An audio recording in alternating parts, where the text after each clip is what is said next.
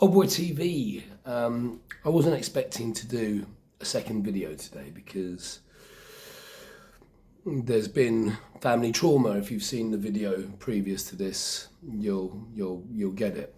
Stay with this one because this is important and it could affect you.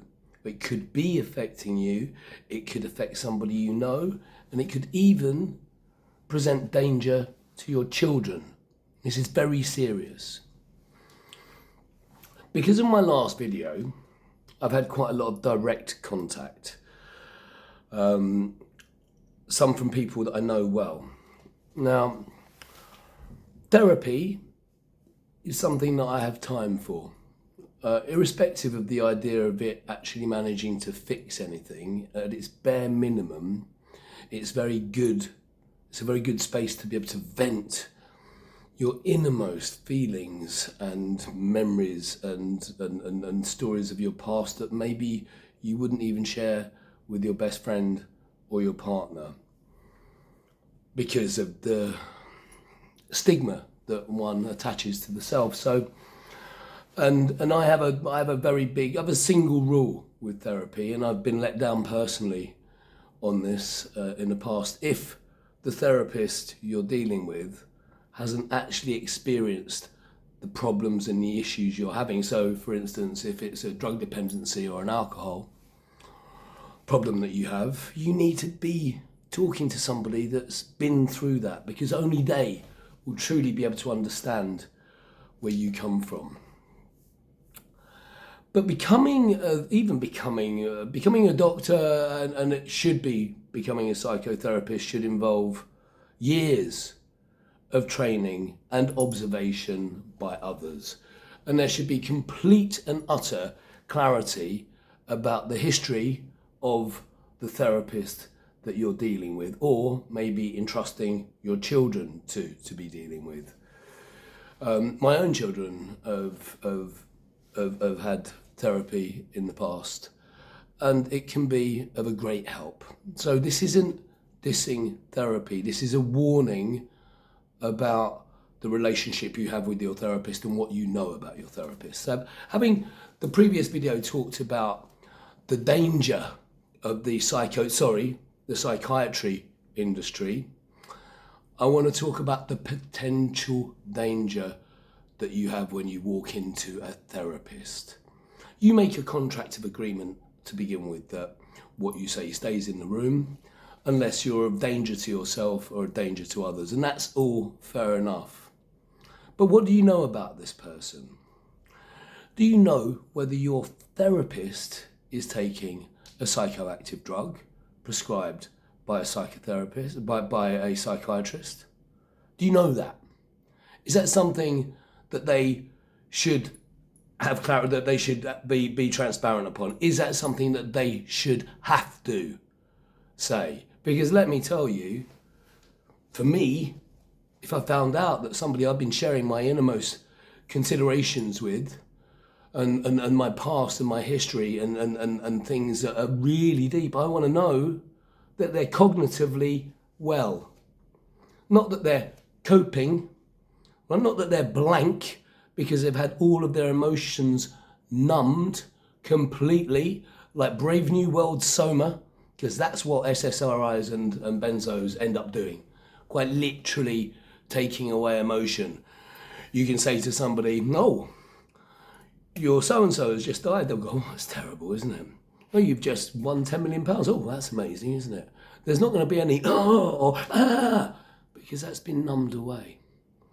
And so reactions to other people, empathy is a word that we use, that disappears because that involves genuine emotional connection. And if you don't have that, then you can't empathize. If you can't empathize, you can't help. You're really not much use to anybody. So, one of the contacts that I've had, and this is really serious, please stay with me here, is that somebody I know and I have worked with. I'm not going to name any names. This is somebody who's not really had a very successful career. He's the same sort of age as me, and he's got nothing to really say, "Look what I did." He participated in some television and was in shot for a little while, not as a host, not as a presenter, not paid for it, just as a crew member that happened to be, and dines out on that. Now, this person is now operating as a psychotherapist. Website, all of that stuff, you probably can be put in touch with one of these hook up with a therapist apps, like you hook up with people via Tindering. You can do the same now for therapy. Oh yeah, we'll hook you up with the right person. Well, what do you know about that person? And if you're allowing your child to be with that person, wouldn't it be worth knowing that they were taken to court for collecting indecent images of minors, and that's at a bare minimum? Wouldn't it be worth knowing that? Because this story that I've been shared, that's exactly the case. So there's some people out there right now being treated, and it's not transparent. I've looked at the website, there's nothing suggesting, oh, by the way, this happened to me. Guilty or not, it's irrelevant, it should be shared. There's very little smoke without fire, to be honest with you. And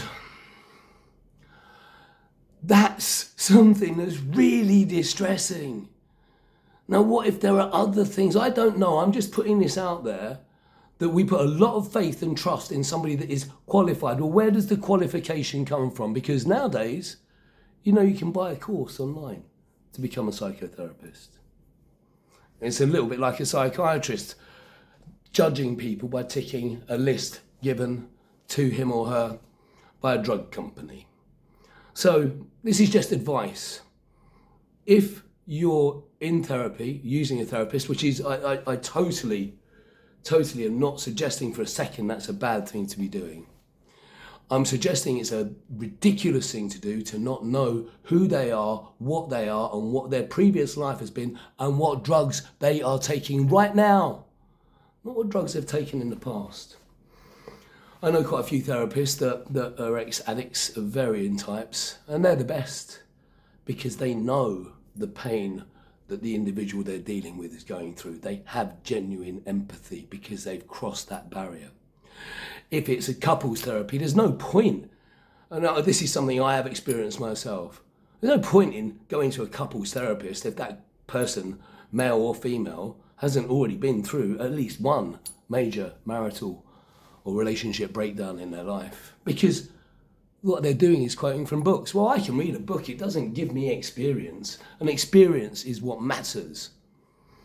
Who wrote the book? Did you write it? I'm going to leave it at that.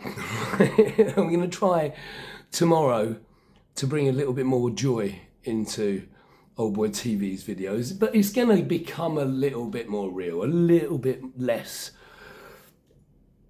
fluffy, and a little bit more heartfelt.